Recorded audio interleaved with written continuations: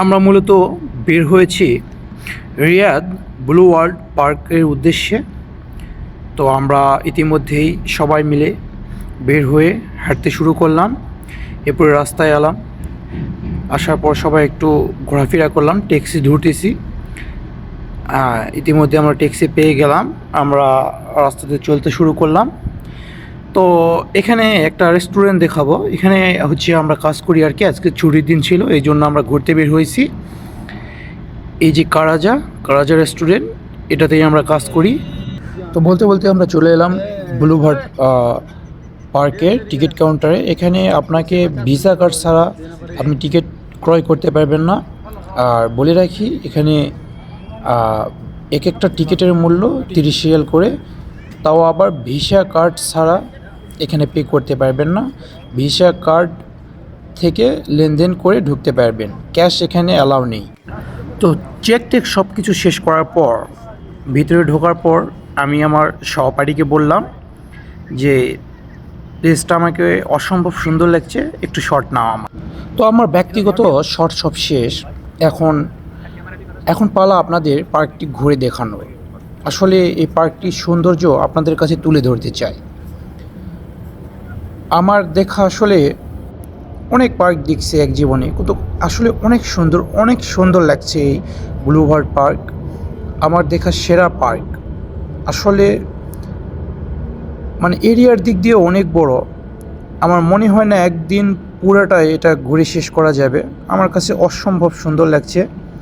আপনারা যদি রিয়াদের ভিতর হন তাহলে অবশ্যই পার্কে আসবেন, ঘুরবেন, একদম ফুল মজা পাবেন। বিশ্বাস করেন, ফুল একটা মজা পাবেন। আমার কাছে তো অনেক ভালো লাগছে। সো কথা না বাড়িয়ে আপনাদের পার্কের কিছু সৌন্দর্য তুলে ধরি এবং দেখাই। আপনারা একটু দেখেন, বুঝতে পারবেন যে পার্কটা আসলে কতটা সুন্দর। এখন আপনাদের একটু সৌন্দর্য দেখানোর ট্রাই করব। আসলে আমার কাছে তো অনেক ভালো লাগছে, আমি একদম বিমোহিত হয়ে গেছি পার্কটা দেখে। আপনাদের কাছে একটু সৌন্দর্যটা তুলে ধরি, আপনারা বুঝতে পারবেন যে আসলে পার্কটা কতটা সুন্দর। দেন আপনাদের আসার ইচ্ছা জাগবে এবং রিয়াদের ভিতর যারা আছে তারা ট্রাই করবেন আসার জন্য। আসলে সপ্তাহে না পারুন, মাসে না পারুন, অন্তত 3 মাস 4 মাস পর হলেও একটা ট্যুর দেওয়া উচিত। এতে করে মন ফ্রেশ থাকে, কাজে কর্মে মন বসে। তো এখন আপনাদের কিছু ভিউ দেখাই, ব্লুবার্ড পার্কের একটু ভিউ দেখাবো।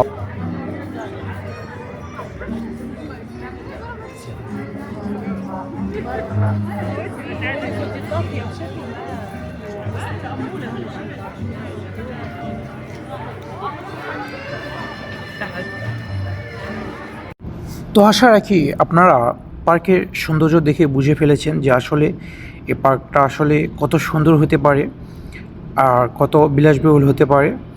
তো আমরা এই সাইডে ঘুরে একটু টিকচার তোলার পরে শুনলাম যে ওই পাশের ওই সাইডে একটু নাচ গান হচ্ছে, রাশিয়ান মেয়ে নাচতেছে। শোনার পরে আমাদের দেখার কৌতূহল জাগলো এবং আমরা এখানের ইয়েতে ক্লোজ করে হাঁটা শুরু করলাম। এরপরে দেখি হ্যাঁ আসলেই এখানে কনসার্ট হচ্ছে, এখানে রাশিয়ান কিছু মেয়ে নাচতেছে। তো আমরা এখানে কিছুক্ষণ সময় এনজয় করলাম।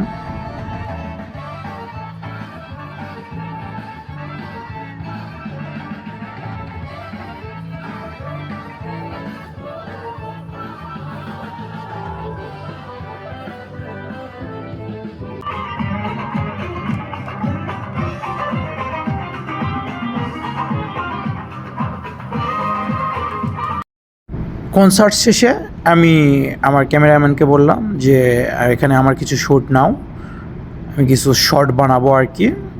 আমার একটু শ্যুট না, আমি 2-3টা ভিডিও করি। তো আমার ক্যামেরাম্যান ক্যামেরা ধরেছে, আমি 2টা বা 3টা এইরকম শর্ট নিলাম এখানে।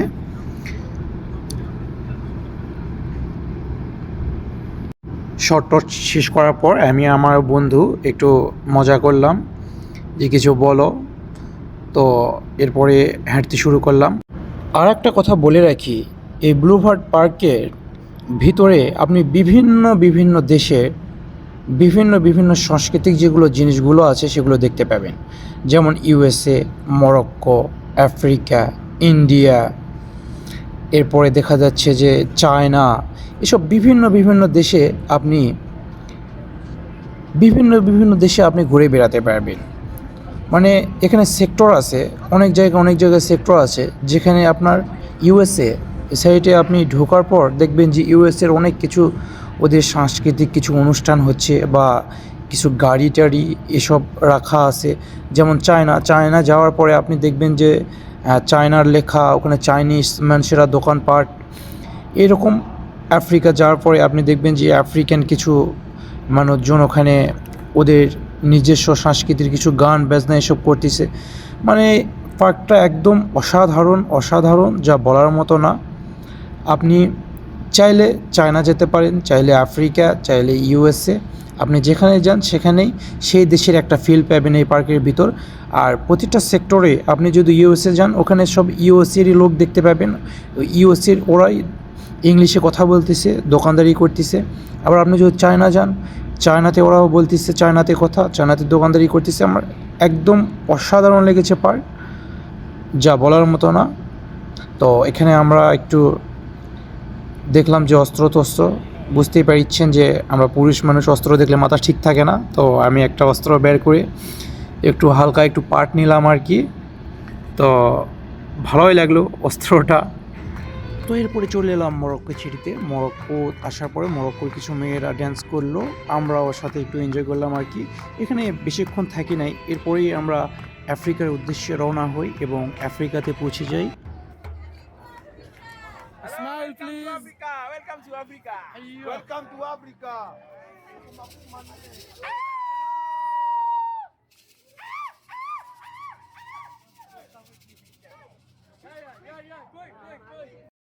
আফ্রিকার পাশে ছিল মিশর।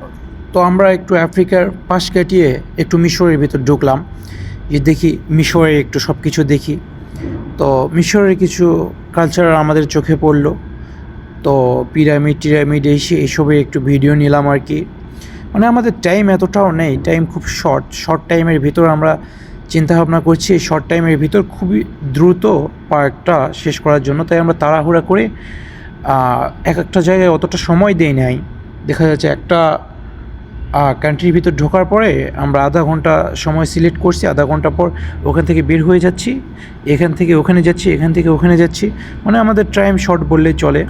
যেহেতু আমরা এই পার্কের ভিতর পৌঁছেছি রাত 8টার দিকে, আর পার্ক অফ হয়ে যাবে রাত 1টার দিকে। রাত 1টার দিকে পার্কটা সম্পূর্ণ অফ হয়ে যায়।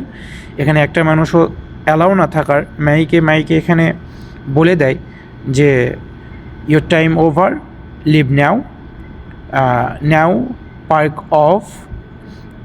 তো এরকম আর কি, যে ইংলিশে সিগন্যাল দিয়ে দেয়। আমরা শত তাড়াহুড়ার মাঝেও আমরা চেষ্টা করছি যে ফোনের ক্যামেরাতে সুন্দর সুন্দর দৃশ্যগুলো ধারণ করার। তো আফ্রিকা মিশর শেষ করার পর আবারও আমরা মরক্কোর দিকে, কারণ মরক্কোর খুব সুন্দর সুন্দর প্লেস আছে যেটা আমরা এখনও ঘুরে শেষ করতে পারি নাই। তো আবারও আমরা মরক্কোর দিকে রওনা হলাম, মরক্কোর দিকে চলতেছি। তো দেখি মরক্কোর দিকে কি আছে আর কি, এই জন্য। তো পরে মরক্কোর দিকে ঢুকে দেখি এখানে শুধুই শপিং মল, কিন্তু এখানে সব কাপড়ের দাম না হাই কোয়ালিটি, যেগুলো আমাদের কেনার মতো না। মানে আমরা এত টাকা দিয়ে নেবো না আর কি। প্রচুর হাই কোয়ালিটি। একটা শার্ট নিতে গেলে 70-80 রিয়াল গুনতে হবে, যা বাংলাদেশের টাকায় দেখা যাচ্ছে যে 2400 বা 2500 টাকা। এটা সর্বনিম্ন যেগুলো সেগুলো খুবই হাই কোয়ালিটি। তো আমরা একটু ঘুরে ফিরে মরক্কোর থেকে একটু সাইডে চলে গেলাম, যে হ্যাঁ মরক্কোর থেকে বের হয়ে যাওয়া উচিত। তো বের হয়ে যখন চলে যাব মরক্কো থেকে, তখন আর কি যে সামনে পড়লো যে মরক্কোর কিছু সংস্কৃতি আর কি, তারা ঢোল বাজনা পিটাইতেছে।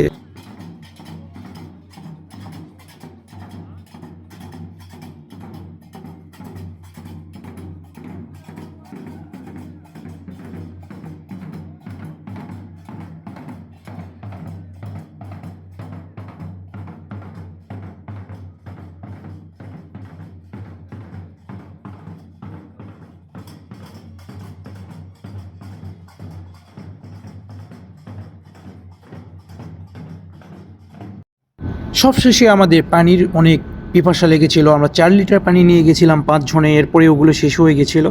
তো কি করা যায়, পরে আমরা আর কি যে জুস টুস অর্ডার দিলাম, আর সাথে ওয়াটারমেলন অর্থাৎ বাংলাদেশি যেটা বলে তরমুজ, তো অর্ডার দিয়ে আর কি যে খেতে শুরু করলাম। যে হ্যাঁ, যে তরমুজ খেলে আর কি যে পানির যে পিপাসাটা আছে এটা দূর করে দিবে, এই জন্য আমরা আর কি যে হালকা ফুডি অর্ডার দিলাম আর কি, যেটার দাম ছিল আর কি যে 20 রিয়াল, দুইটা মিলে 20 রিয়াল ছিল, এক পার পিস একজনের 20 রিয়াল করে, 5 জনের 100 রিয়াল আর কি।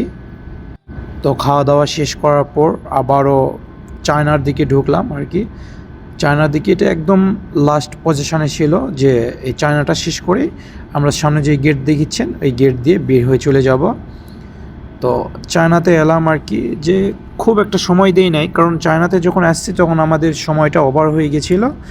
তো চায়না থেকে বের হলাম, বের হয়ে আবারও সেই প্রথমে যখন গেট দিয়ে ঢুকছিলাম সেই দিকে চলে এলাম।